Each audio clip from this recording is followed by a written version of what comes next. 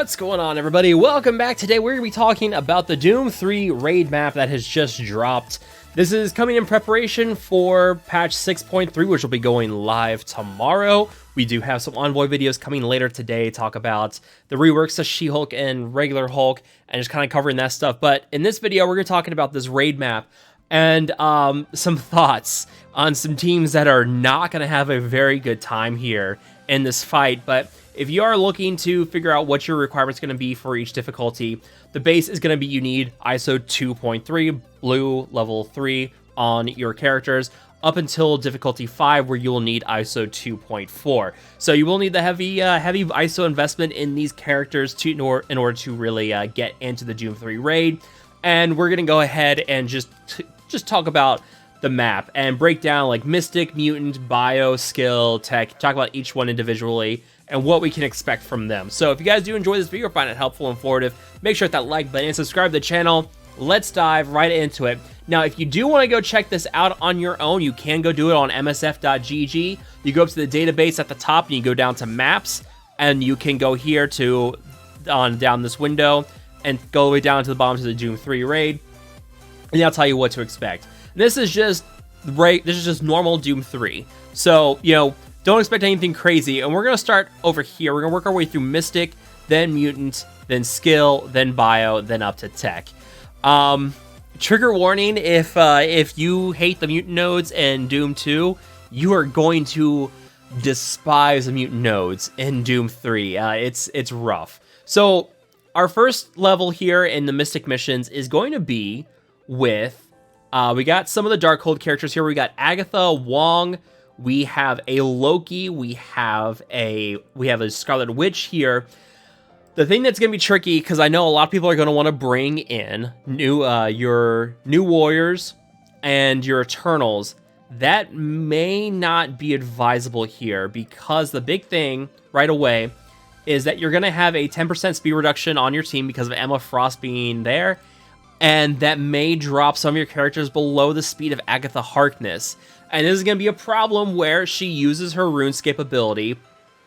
And actually, one thing to know with this, and I'll pull up a new map here, so you're gonna see it. You can't see it on the character here, but if you go and look for yourself on MSF.gg, her RuneScape ability is only level 6, so she doesn't have this T Ford, and this is going to be really important, because without this, she's not going to be able to apply stun to the highest damage Hero Mystic Blaster and Hero Mystic Controller. So she does not have this. On normal, she does not have the T4 on RuneScape, which means you can bring in like your Cersei, your Icarus, and they won't get stunned. So that's good to know. So even with Emma Frost slowing them down, and with Loki boosting the speed on Scarlet Witch here, you're going to be okay. Now, you do have a Wong, you have a Red Guardian, but your Icarus is going to flip the defense up and taunt on those characters, and when they do get it, Cersei's also going to help kind of reduce the speed here. This one is not bad. This is a pretty solid one, and you have two multiple men on that second wave, where you can use them to cheese and kind of build up the ability energy on your team with Deathpool there, killing those minions. She's built the ability energy on her team, so you can use this to your advantage. Without the stun on Agatha, she's kind of losing a lot of that power. So you're not going to worry about the stuns with her here. But you know, the Emma Frost speed reduction here, Loki boosting the speed of Scarlet Witch at least. So you're gonna get defense down on your characters. It's gonna be a little rough at the start, but you know, with the mind control with Loki, your Eternals aren't going to be dealing as much damage because they have damage reduction when mind controlled. That's good to know. So this first node does not look too bad when you consider that Agatha doesn't have the stun on her ultimate there. The next Mystic node, this one's a little more interesting. We got a Hydra team going here. So we have a Red Skull, we have a Zemo, we've got Magneto here, Taskmaster, we've got Adam Warlock, Maria, Kate Bishop, and Ms. Marvel. So we have a kind of combination of a few different teams here. The big thing, obviously, is going to be watching out for Baron Zemo. If you do get ability block on like Icarus or Cersei, that's not a big deal, because they'll just cleanse it right off because of the passives with their abilities. So that's not a big deal if one of them gets ability blocked. This summon here with Red Skull, that is going to give speed bar to the entire team.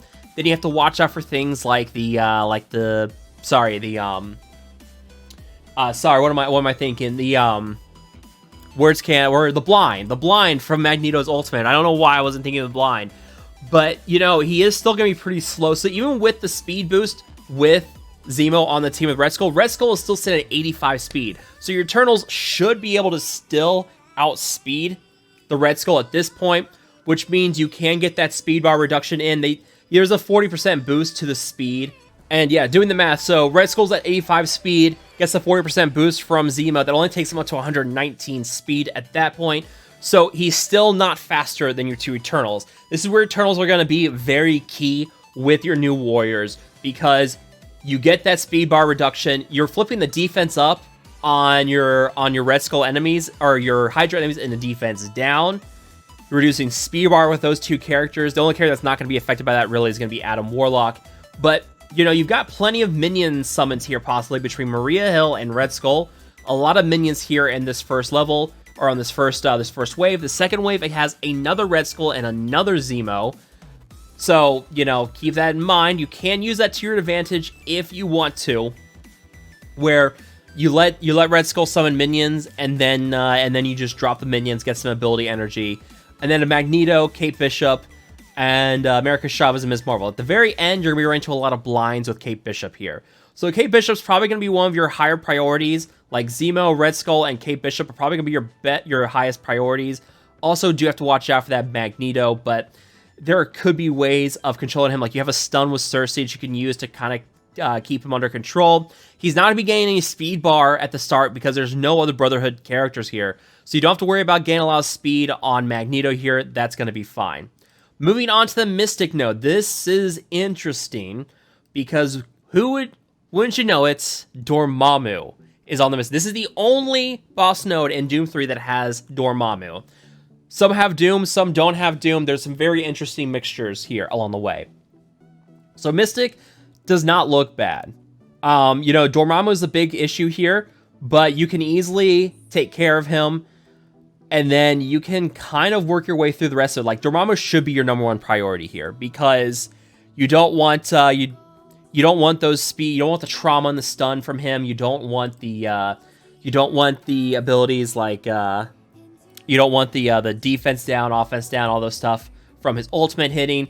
So Dormammu should be your number one priority. The rest of the team doesn't look that crazy powerful. I mean, you do have Ms. Marvel here, but, you know, she only taunts when heroes drop low on health. Dormammu is not a hero, so this should not be a problem. Dormammu should pick him off and then kind of work your way through the rest of the team. If you need to build up ability energy, you have a multiple man here where you can hit him, and then you can start picking off those minions. You can also use that possibly in a way where you don't use the ultimate from Icarus. You let some minions spawn in from multiple man, and then use that ultimate so you get that double tap from Icarus to help kind of speed things along. We'll see how that all pans out. Like, you use Cersei's ultimate to reduce speed bar, uses Cloak Special to then dispel all those buffs on Dormammu, you get defense down on him, or you just use Deathpool's ultimate and just execute him on the spot, and you kind of work your way through it from there. So it doesn't look too bad. The Mystic boss node outside Dormammu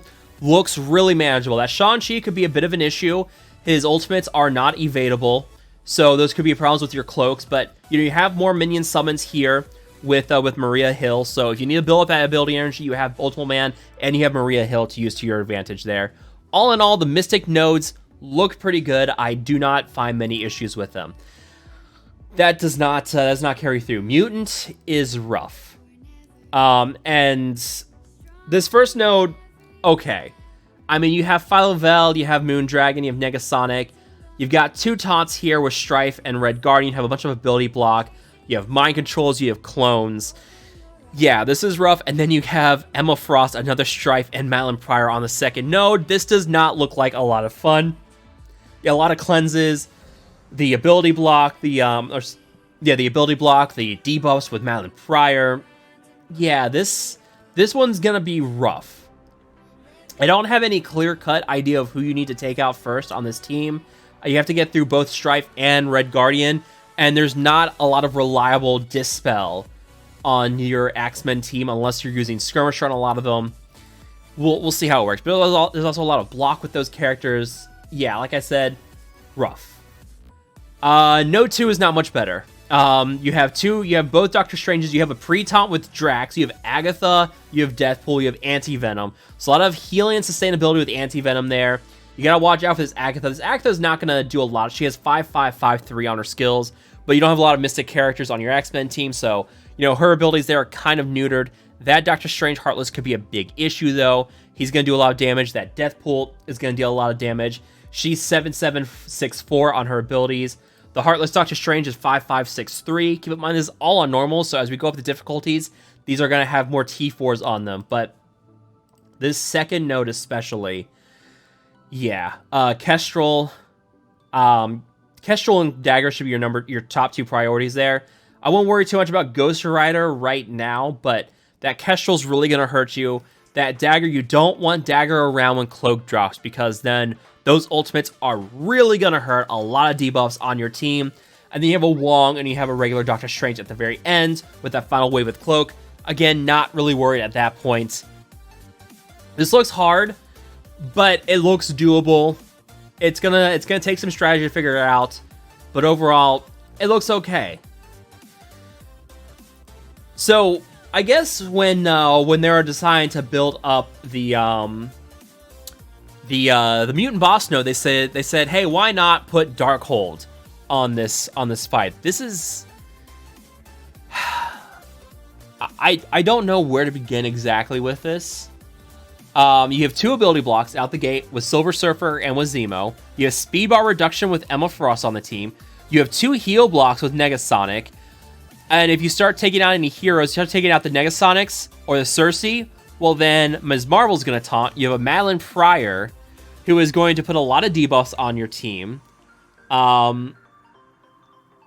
Yeah, this one, oh man. I honestly don't know where to begin with how you tackle just the first wave on this mutant boss node. And this is something, I looked at this and I said, man, they're making a good case for us getting a new mutant boss or mutant raid team at some point, because this is ridiculous. And it gets even worse. Like you get a Cable, you get another Negasonic, you get Icarus down here. So if you don't take care of this Cersei, eventually you're gonna have Icarus drop in, and then those 2 ultimates are just gonna wipe you out.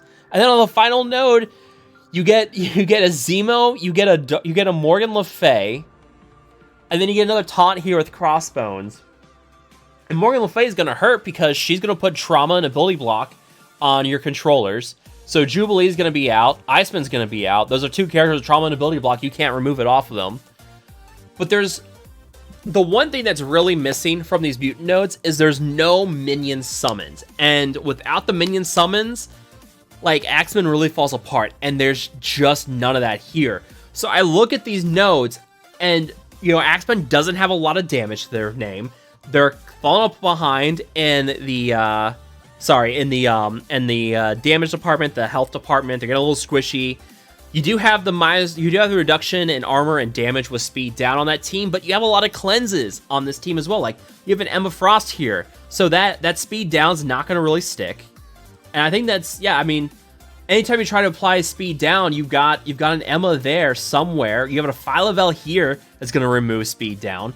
There's not any minion summons here, so yeah, this is rough. And with the Madeline Pryors there as well, like your mutants aren't going to have bonus crit chance, which is fine. I mean, you don't rely on a lot of crit chance of mutants anyways, but yeah, this is going to be rough.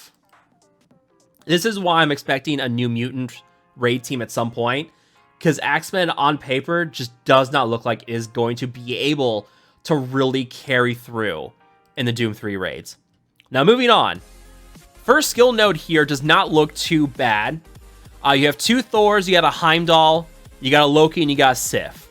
So, your goal here is going to be, you really need to get rid of the ability for Sif to taunt, and then use that to your advantage to pick on these 2 Thors. Because those 2 Thors, like, Those are really going to hammer you because you have a lot of Asgardians here, and those 2 Hellas, when they drop eventually, Kestrel will block both of them at the same time, so it won't be a big issue. But, yeah, it's a good thing there's not one Hella up here, and I don't have another Hella down here.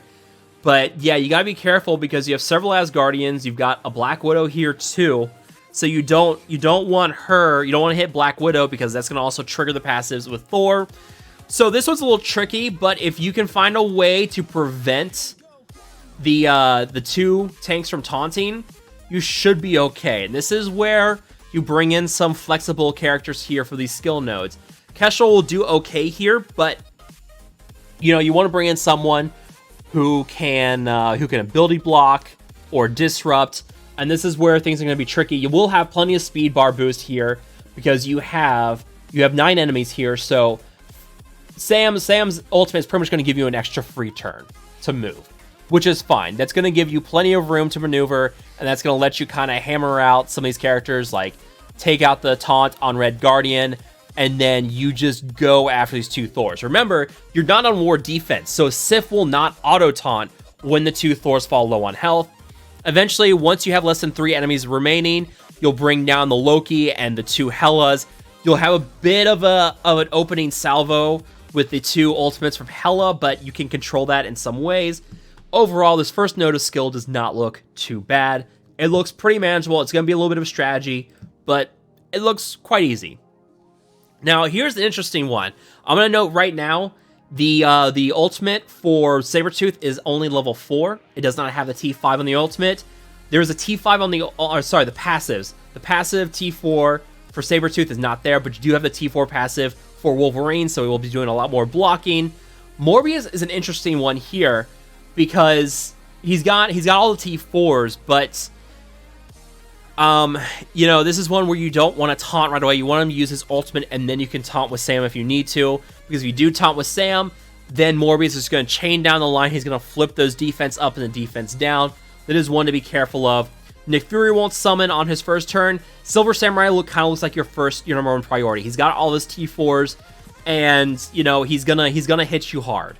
So Silver Samurai is probably your number 1 priority, and then the ultimate also on Sabretooth does not have the T4 either. So these should probably be your top 2 priorities. Don't worry so much about Wolverine. Worry more about Sabretooth and Silver Samurai. Morbius, as long as you don't taunt with Sam, you should be okay. Anti-Venom will be over there doing his own thing. Deathpool here in the second node, Anti-Venom, looks okay. Overall, this second skill node does not look too bad. I think Secret Avengers with Kestrel and like plug and play with certain skill characters like we are right now in Doom 2, you should be okay with this. I don't really see a problem with skill necessarily here. I think this one's going to be fine. Then we get to the skill boss node, and you have a Doom here on the first node, and this is going to be tricky because you have the Strife here, but if you can kind of ignore the Strife and you block the summon from Mr. Sinister with its clone, get ability block on Doom, you're going to be okay. Now, the Strife here, he does have the Mystique, and I believe, yeah, he should get charged because Mystique's there. I'm trying to remember if that's war defense or not. Even if it is the bonus resistance and everything, it'll be okay with Strife because you have Kestrel there with their ultimates. You should be okay here, I think. Yeah, this is one we're going to have to try things out, see how things play out. But yeah, Doom, then Malin Pryor. Like, Beast won't cleanse the ability block off of Doom because he only cleanses the negative effects off of mutant allies. So this shouldn't be a problem here. Focus down Doom, focus down Malin Pryor, and then you should be okay from there. Eventually, Emma Frost will drop down. You just pick off Emma Frost really quickly. Malin Pryor drops down in that final wave, but again, Malin should not be an issue at this point. May just have to watch out for the Morbius here. He has all the T4s here. The Carnage and Venom should not be too much of an issue. The Gathering with Polaris and Disrupt could be a bit of an issue because you can have Venom spread those negative effects pretty quickly to everybody if he targets the right enemy or the right character of yours with that ultimate. But on paper, this looks a lot more manageable. After seeing what we had with the Mutant boss node, everything else is just going to look so much more manageable. Like, man, I can't believe they're giving us Darkhold in the Mutant boss node. Like, how crazy is that? Moving on to Bio. This is going to be tricky because you have an unavoidable attack here. Starlit Shaw is going to move first. And this could be a problem because if he puts blind and defense down and then this Ghost Spider spreads it, you could have a really rough time on this first wave. But there's not going to be a lot of damage with this opening team here. You're going to have a lot of evade. There's going to be a lot of positive effects with this team. So you should be okay. Yandu's going to steal him, but you're going to gain positive effects anyways. This one should not be an issue outside of the opening salvo with Star-Lord T'Challa and Ghost Spider. If they target the wrong characters, it's going to be a little rough, but this one doesn't really look like it should be too much of a problem. This looks pretty manageable. That Ultron as well does not look like it's going to be a big issue. As long as you stack up evades on your team, you're going to evade the ultimate from Ultron. Not a problem. Moving on to the second node of Bio. We're almost done here. Infinity Watch. So this is going to be a problem because you have the full Infinity Watch team and you have a bit of an astonishing X-Men with Psylocke here. This, oh man, yeah, I mean, there's no T4s on Adam. There's no T4 on the passive for Gamora, or sorry, for Nebula. All the T4s on Gamora. Phyla-Vell only has a T4 on her ultimate, and there are no T4s on Moondragon. So at least this is a handicapped Infinity Watch team. But now I've got to check it. What does Adam have? Because this is where I got to see what... Yeah, if you're looking at, let's see, I think his... Yeah, Adam Warlock is going to be level 3 on his passive. So at this point, yeah, even then, you're going to have the Safeguard. And at level 3, you get the immunity. So you're not going to be putting any negative effects on the enemy team at the very start. And even if you get them on Astonishing X-Men, Beast is just going to cleanse them off. So you got to wait for Safeguard immunity. Now, the nice thing is that at least Gamora and Nebula will move before your team really gets a chance. And they'll be able to get rid of the immunity and Safeguard on them. And then you can start hammering those two at least. And kind of work your way through them. Now, Nebula does not have the passive T4 here. So that means, I have to look here. I believe, yeah, with level 3 on this, she's only getting about a 50% chance to assist with this. So, you know, at least on normal difficulty, that's not too bad. It's not a guaranteed assist. So it's not too bad here, but, you know, as long as you have plenty of dodges, there's not a lot of unavoidable attacks with this team either. You're going to be okay. This shouldn't be too bad. You do have to be careful of this Magic, this Colossus, and this Phoenix on the final wave.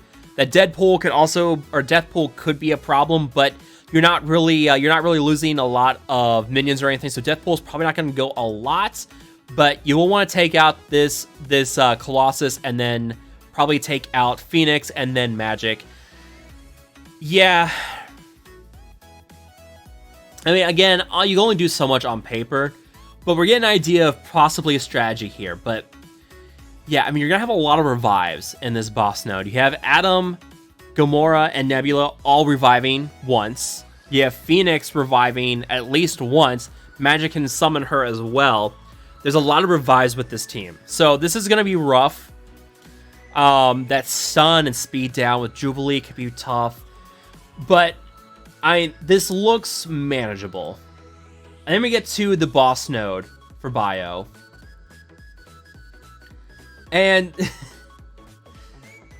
it's really interesting. I almost feel like they kind of switched these. Like, I feel like this should be more of a second node. Because, like, you get Black Order and Eternals here, but I feel like Infinity Watch with your Unlimited X-Men should be a more difficult node. So it looks like Bio 2 is kind of the hump you have to get over, and then it's kind of easy going through this final wave. Like, you have the ability block and heal block, but you can cleanse heal block off your characters as long as you're landing crit with Web Warriors. Phyla-Vell can cleanse, but you can get around that. You will have a taunting Thanos at the start, so, you know, you won't be able to get around that. You will have to go through Thanos. He's going to have the bonus resistance, so you're not going to land a lot of debuffs on him. but you should be able to make your way through them pretty easily, because web weavers do have a lot of damage. Thanos is squishy, he has a lot of health, but not a lot of armor. You should be able to plug through or chew through Thanos in no time at all. Then get to Falavel and Surfer. Really, as long as you get rid of Thanos by the time Coal Obsidian drops, or sorry, by the time, if you leave Black Order up by the time you get to wave 4, that's your fault. Like, you as long as you get rid of one Black Order character here, you should be okay. Yeah, if you get rid of Thanos, really, just get rid of Thanos, you're gonna be fine. Because, yeah, every time one of these new guys spawn in, he gets another Infinity Stone, I believe. I'm trying to remember the Black Order mechanic here. But I believe, yeah, once, if Ebony Maw is present, then Proxima spawns in, then another Power Stone, and some Speed Bar. But yeah, basically get rid of Thanos, and you're going to be okay here. And then, yeah, basically take out Icarus when he drops in that third wave. You could, if you want to get daring, you could wait for Cersei to drop as well, and then use Spider-Punk's ultimate, get trauma on them, and then stun, ability block, whatever. They can't get rid of it. Those Eternals are helpless. Your Web Warriors should be able to pick them off. But yeah, this should not be too much of an issue here. Yeah. Yeah, basically, yeah, you need Coal Obsidian, yeah. Because you get a Corvus, you get an Ebony, Thanos, and then Proxima in wave 2, Coal Obsidian in wave 3. So by the time the third wave drops, you need to get rid of Thanos. That's going to be your main strategy here. So, much more manageable boss node for Bio versus that wave 2. That wave 2 looks a lot harder than the boss node. Maybe I'm just overthinking it. But you loaded for me earlier. There it is. I don't know where we're going to go. Like, we're just going to kind of go over real quick what you're seeing on the tech nodes. A few Pym tech, some A-Force, a couple of Unlimited X-Men. There's no Phoenix there, but a lot of Doctor Strange, a lot of a Wong here, a Pretant here on that first wave. Just basically get rid of the Doctor Strange here and the Heartless Doctor Strange. You should be okay. The Pym tech should not be a really big issue. You're going to have a lot of barrier, a lot of defense up, so Yellow Jacket's not going to hit hard. Spider-Woman shouldn't hit hard. Nico, you may have to watch out for negative effects, but you should be able to get around that. I don't believe she can apply trauma outside of war. Yeah, I gotta look at her ultimate here.